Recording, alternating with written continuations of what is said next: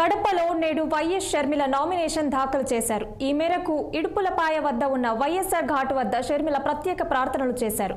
ఈ కార్యక్రమంలో బ్రదర్ అనిల్ కుమార్ తో సునీతారెడ్డి పాల్గొన్నారు.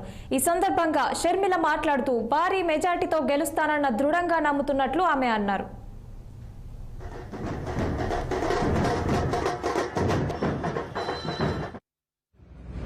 ఈ ఎన్నికలు ప్రజలు నిర్ణయించుకోవాలి. ముఖ్యంగా కడప ప్రజలు నిర్ణయించుకోవాలి, వాళ్ళు న్యాయం వైపు ఉన్నారా లేక నేరం వైపు ఉన్నారా అని.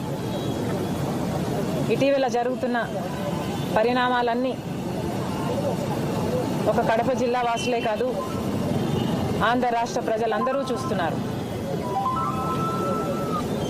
మేము ఏదైతే సిబిఐ ఛార్జ్ షీట్లో ఉందో ఆ విషయాలు మాత్రమే మాట్లాడడం జరుగుతుంది. ఏ విషయాలు ఛార్జ్ షీట్లో లేవో అవి మాకు కూడా తెలియని విషయాలు. మాకు ఇన్ని విషయాలు తెలుసు అంటే దానికి కారణం సిబిఐ ఆధారాలతో ఇన్ని విషయాలు బయట పెట్టింది కాబట్టే మాకు విషయాలు తెలిసాయి. ఆ విషయాల గురించి మాత్రమే మేము ప్రస్తావించడం జరుగుతుంది.